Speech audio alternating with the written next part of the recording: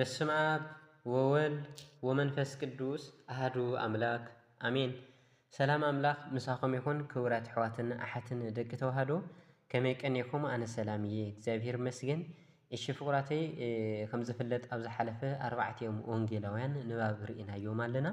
ሎማዓንቲ ድማ ግብረ ሐዋርያት ምዕራፍ 1 ምዕራፍ 2 እየሒዘልኩም መፅየ ዘለኹ። ቅድሚ ናብቲ ምዕራፍ 1 ንባብ ምእታዊ ግን ግብረ ሐዋርያት ብዛዕባ እንታይ እዩ ዘምህረና? ኣብቲ መጀመርያ ኣብቲ ምእታዊ ናይዚ መፅሓፍ እዚ ዕላማ እንታይ እዩ ዝብል ኣብቲ ምእታዊ ንእሽቶን ጠቐስ ኣቢለ ክሓልፍ እየ።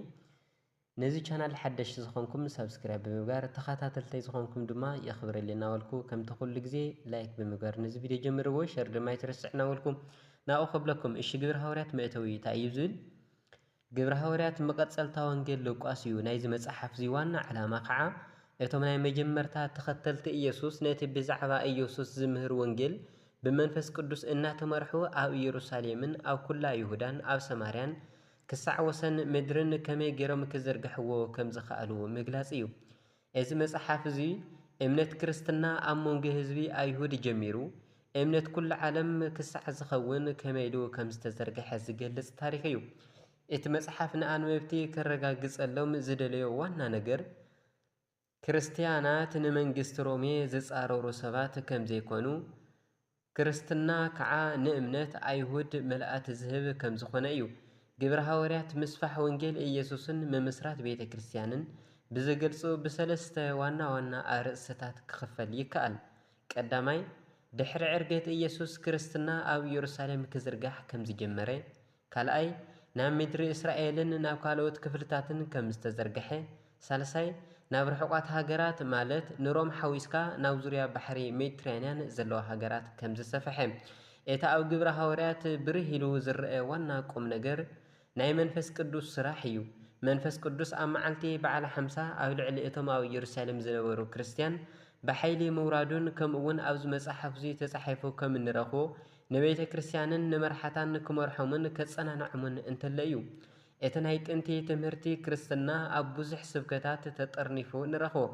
እቲ ኣብ ግብረ ሐዋርያት ተገሊጹ ንረኽቦ ኩነታት ከዓ ናይዚ ትምህርቲ እዚ ሓይሊ ኣብ ህይወት ክርስቲያንን ኣብ ሕብረት ቤተ ክርስቲያንን ክሳዕ ክንደይ ዓብዪ ከም ዝነበረ የረድእ ይብለና። ካብዚ ቀፂልና ግብረ ሐዋርያት ምዕራፍ 1 ንባብ እንትንርኢ ከለና ሓይሊ እዩ ዝጅምር። ምዕራፍ 1 መንፈስ ቅዱስ ከም ዝልእኸሎም ዝተውሃበ ተስፋ ይብል። ኦ ቴዎፍለስ ኣብቲ ቀዳማይ ጽሑፈይ ብዛዕባ እቲ ኢየሱስ ካብ መጀመርታ ሒዙ ነቶም ብመንፈስ ቅዱስ ዝሓረዮም ሐዋርያት ኣዚዙ ክሳዕታ ንሰማይ ዝዓረገላ መዓልቲ ዝገበሮን ዝመሃሮን ጽሒፈልካ ነይረ። ብድሕሪ ሞቱ ን40 መዓልቲ ዝኣክል እናተረኣዮም ብዛዕባ መንግስቲ እግዚኣብሔር ከዓ እናነገሮም ብብዙሕ መረዳእታ ህያው ከም ዝኾነ ንባዕሉ ኣርኣዮም። ምስኣቶም ብሓደ ተቐሚጡ እንተሎ ድማ ነቲ ኻባይ ሰማዕኹምዎ ናይ ኣብ ተስፋ ተጸበዩ እምበር ካብ ኢየሩሳሌም ኣይትውፅኡ፣ ዮሃንስ ብማይ እዩ ዘጥመቀ፣ ንስኻትኩም ግና ድሕሪ ቁሩብ መዓልትታት ብመንፈስ ቅዱስ ክተጥምቁ ኢኹም ኢሉ ኣዘዞም። ዕርገት ኢየሱስ ተኣኪቦም እንተለዉ ከዓ ጎይታ ኣብዚ ግዜ እዚ ድኻ ንእስራኤል መሊስካ መንግስቲ ተቆመላ ኢሎም ጠይቕዎ። ኢየሱስ ከዓ ነቲ ኣብ ብስልጣኑ ዝመደቦ ዘመንን እዋንን ክትፈልጡ ኣይተዋሃበኩምን፣ መንፈስ ቅዱስ ናባኻትኩም ምስ ወረደ ግና ሓይሊ ክትቅበሉ ኢኹም፣ ኣብ ኢየሩሳሌምን ኣብ ኩላ ይሁዳን ኣብ ሰማርያን ክስካዕ ወሰን ምድሪ እውን መሰኻኸረይ ክትኮኑ ኢኹም በሎም። እዚ ምስ በለ ድማ እናረኣይዎ ንሰማይ ዓረገ፣ ካብ ዓይንቶም ከዓ ደመና ሰወሮ። ንሱ ክዓርግ እንተሎ ንሳቶም ድማ ናብ ሰማይ ኣንቃዓሪሮም ክጥምቱ እንተለዉ እነሆ ጻዕዳ ክዳውንቲ ዝተኸደኑ ክልተ ሰባት ኣብ ጥቓኣቶም ደው ኢሎም፣ ኣቱም ሰብ ገሊላ ስለምንታይ ኢኹም ናብ ሰማይ ኣንቃዓሪርኩም እናጠመትኩም ደው ኢልኩም ዘለኹም?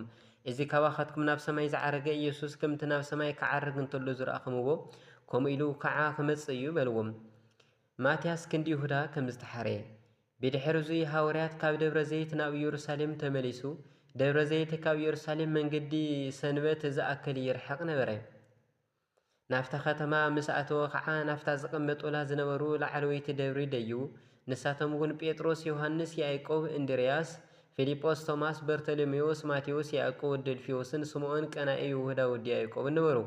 እዚኣቶም ኩሎም ምስ ገሊኣተን ኣንስትን ምስ ማርያም እኖ ኢየሱስን ምስ ኣሕዋትን ሓቢሮም ጸሎት የዘውትሩ ነበሩ።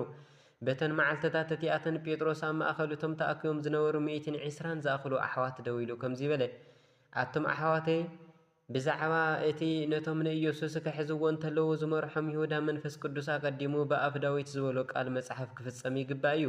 ቁጽሩ ምሳና እንትኸውን ናይዚ ኣገልግሎት እዙይ ተኻፋላይ እውን ነበረ። ሕዚ ግና እነሆ እዚ ሰብዚ ብዓስቢ ዓመፃኡ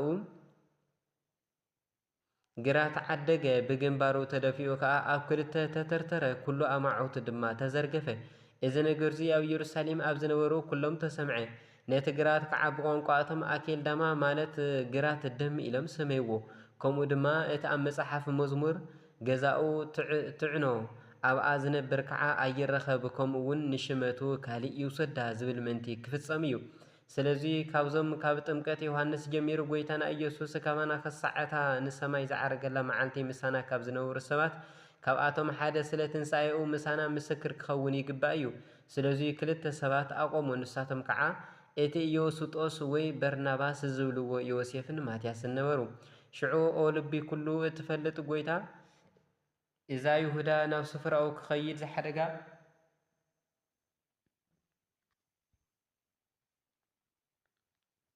እዛ ይሁዳ ናብ ስፍራኡ ክኸይድ ዝሓደጋ ስፍራ ኣገልግሎትን ሃዋርያነትን ክቕበል ካብዞም ክልተ እዚኣቶም ነየንኦም ከም ዝሓረኻ ኣርኢ እናበሉ ጸለዩ። ዕፃ ድማ ኣውደቑሎም እታ ዕፃ ከዓ ንማትያስ በጽሐት፣ ምስቶም 11 ሃዋርያት እውን ተቖጸረ ይብልና። ተወሳኺ ንባብ ግብረ ሃዋርያት ምዕራፍ 2 እንትንርኢ ተለና ድማ መንፈስ ቅዱስ ከም ዝወረደ ኢሉ እዩ ዝጅምር። ኣብ መበል 50 መዓልቲ ድሕሪ ፋሲካ ዝውዕል በዓል ጴንጠቆስጤ ኩላቶም ሓዊሮም እንተለዉ ብድንገት ከም ብርቱዕ ዓውሎ ንፋስ ካብ ሰማይ ድምፂ መጸ። ነታ ተቐሚጦምላ ዝነበሩ ቤት እውን መልኣ፣ ልሳናት ሓዊ ዝመስል ድማ ተረኣዮም። ተመቃቂሉ ከዓ ኣብ ልዕሊ ነፍሲ ወከፎም ተቐመጠ። ንኹሎም ድማ መንፈስ ቅዱስ መልኦም። መንፈስ ቅዱስ ክዛረቡ ከም ዝሃቦም እውን ብኻሊእ ቋንቋታት ክዛረቡ ይጀመሩ። ኣብ ዓለም ካብ ዘለዉ ሃገራት ኣሕዛብ ዝመፁ ንእግዚኣብሔር ዝፈርሑ ኣይሁድ ኣብ ኢየሩሳሌም ነበሩ። እዚ ድምፂ እዚ ምስ ሰምዑ ብዙሓት ህዝቢ ተኣከቡ፣ ነፍሲ ወከፎም በብቋንቋኣቶም ክዛረቡ ምስ ሰምዑ ከዓ ተገረሙ። ኩላቶም ተገረሙ እሞ ተገሪሞምን ተደኒቆምን እንሆ እዞም ዝዛረቡ ኩላቶም ገሊላውያን ዶ ኣይኮኑን? ከመይ ኢልና ደኣ ኩላትና በብቲ ዝተወለድናሉ ቋንቋ እንትዛረቡ ንሰምዖም ኣለና። ንሕና ሰብ ጳርቴን፣ ሰብ ሜድን፣ ሰብ ኢላምን እቶም ኣብ መሰጴጦምያ፣ ኣብ ይሁዳን፣ ኣብ ቀጰዶቅያን፣ ኣብ ጰንጦስን፣ ኣብ ኤስያን ዝነበሩ፣ ኣብ ፍርግያን፣ ኣብ ጵንፍልያን፣ ኣብ ግብፅን፣ ኣብ ከባቢ ቀሬና ዘለዋ ዓድታት ልብያን፣ ካብ ሮሜ ዝመጻእና ኣይሁድን፣ ናብ ይሁዲነት ዝኣተና ወገናት ኣሕዛብን፣ ሰብ ቀርጤስን ዓረብን ኢና። እንተኾነ እንሆ ብቋንቋና ብዛዕባ እቲ ዓብዪ ግብሪ እግዚኣብሔር ክዛረቡ ንሰምዖም ኣለና በሉ። ኩላቶም ደንጊጾም ዝብልዎ ጠፊእዎም ከዓ ንስንሳቶም እዚ ነገር እዙይ ስንታይ ኮን ይኸውን ተባሃሉ። ገሊኣቶም ግና እናላገጽሎም እዚኣቶም ጉዕሽ ወይኒ ሰትዮም ሰኺሮም እዮም እናበሉ ሰሓቕዎም። ጴጥሮስ ዘስምዖ መልእኽቲ ሽዑ ጴጥሮስ ምስቶም 11 ተሲኡ ድምፂ ሓው ኣቢሉ ከምዚ ኢሉ ተዛረቦም። ኣቶም ሰብ ይሁዳን ኣብ ኢየሩሳሌም እትነብሩ ኩልኻትኩምን እቲ ዝኾነ ነገር ምንቲ ክትፈልጡን ጽን ኢልኩም ስምዑኒ።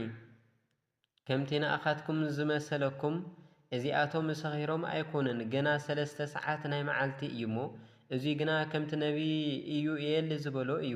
ቤት እንዳሓርወት መዓልትታት ከምዚ ክኸውን እዩ ይብል እግዚኣብሔር። ኣብ ልዕሊ ኩሉ ሰብ ካብ መንፈሰይ ክፈስስ እዩ። ኣወዳትኩምን ኣጓላትኩምን ክንበዩ፣ ኣጓብዝኩም ከዓ ራእይ ክርእዩ፣ ሽማግለታትኩም እውን ሕልሚ ክሓልሙ እዮም። እወ ቤት እንዳሓርወት መዓልትታት እቲኣተን ኣብ ሰብኡትን ኣንስትን ኣገልገልተይ መንፈስ ክፈስስ እዩ። ንሳቶም ከዓ ክንበዩ እዮም። ኣነ ድማ ኣብ ላዕሊ ኣብ ሰማይ ተኣምራት፣ ኣብ ታሕቲ ኣብ ምድሪ ከዓ ምልክት ደምን ሓውን ጠቓን ክገብር እየ። እቲ ዓባይን እተገርምን መዓልቲ እግዚኣብሔር እንታይ መጸት፣ ፀሓይ ናብ ጸልማት፣ ወርሒ ከዓ ናብ ደም ክትልወጥ እያ። ኩሉ ስም እግዚኣብሔር ዝጽውዕ ድማ ክድሕን እዩ። ኣቶም ሰብ እስራኤል ነዚ ነገር እዙይ ይስምዑ። ከምቲ ባዕልካትኩም እትፈልጥዎ ናይ ናዝሬት ኢየሱስ በቲ እግዚኣብሔር ብኡ ኣብ ማእኸልኩም ዝገበሮ ሓይልን ተኣምራትን ምልክትን እግዚኣብሔር ዝመስከረሉ ሰብ እዩ ነይሩ።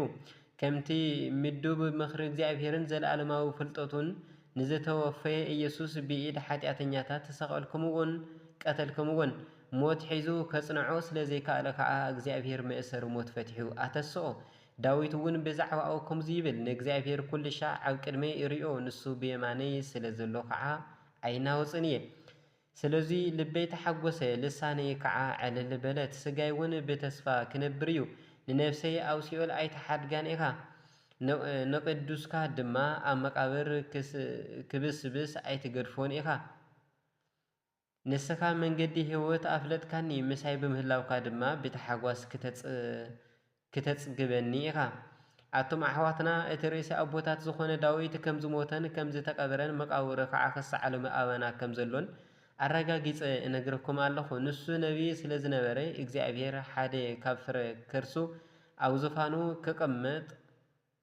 ከቐምጥ ማሕላ ከም ዝመሓለሉ ይፈልጥ ነበረ።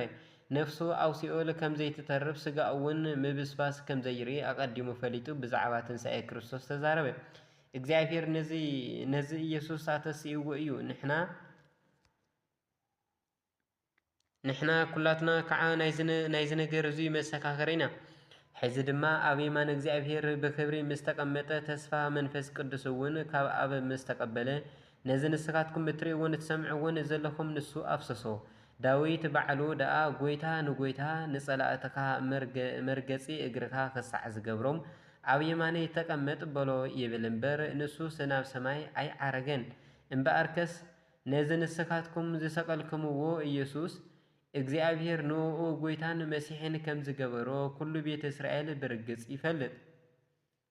ሽዑ እዙይ ምስ ሰምዑ ልቦም ተነኽአ እሞ ንጴጥሮስን ነቶም ካልኦት ሃዋርያትን ኣቶም ኣሕዋትና እንታይ ደኣ ንግበር በልዎም። ጴጥሮስ ድማ ተነስሑ ሓጢኣትኩም ምእንቲ ክሕደገልኩም ኩልኻትኩም ብስም ኢየሱስ ክርስቶስ ተጠመቑ ብውህብቶ መንፈስ ቅዱስ እውን ክትቅበሉ ኢኹም እቲ ተስፋ ንኣኻትኩምን ንደቅኻትኩምን ነቶም እግዚኣብሔር ኣምላኽና ንዝጽውዕዎም ኣብ ርሑቕ ንዘለዎ እውን እዩ እሞ በሎም። ካሊእ ብዙሕ ነገር እውን ነገሮም እሞ ካብዚ ክፉእ ትውልዲ ርእስኹም ኣድሕኑ ኢሉ እውን መዓዶም። እቶም ሽዑ ነቲ ቃሉ ዝተቐበሉ ተጠመቑ። በታ መዓልቲ እቲኣ ድማ 3,000 ዝኣኽሉ ኣመንቲ ተወሰኽዎም። ንሳቶም ከዓ ትምህርቲ ሃይማኖት ብምክትታልን ሓዊሮም ብምንባርን ብምቁራስ እንጀራን ብጸሎትን ጸኒዖም ነበሩ። ሕብረት ቀዳሞት ኣመንቲ ብዙሕ ምልክታትን ተኣምራትን ድማ ብኢድ ሃዋርያት ይግበር ነበረ። ኣብ ኩሎም ከዓ ፍርሓት ኮነ። እቶም ዝኣመኑ ኩሎም ድማ ሓዊሮም ይነብሩ ነበሩ። ዘለዎም ኩሉ ከዓ ናይ ሓባር ነበረ። ንሳቶም መሬቶምን ጥሪቶምን ሸይጦምን ንኹላቶም ከከም ዘድልዮም ይመቕልዎም ነበሩ። በብመዓልቱ እውን ኣብ ቤተ መቅደስ እንተየቋረፁ ብሕብረት ጸኒዖም ይእከቡ ነበሩ። ኣብ ገዛውቶም እንጀራ እናቆረሱ ከዓ ብታሕጓስን ብቕኑዕ ልብን ኣብ መኣዲ ይሳተፉ ነበሩ። ንእግዚኣብሔር እውን የመስግኑ ነበሩ። ኣብ ቅድሚ ኩሉ ህዝቢ ድማ ሞገስ ነበሮም። እግዚኣብሔር ከዓ ዝድሕኑ ዕለት ዕለት ናብቲ ማሕበር ይውስኽ ነበረ ይብለና።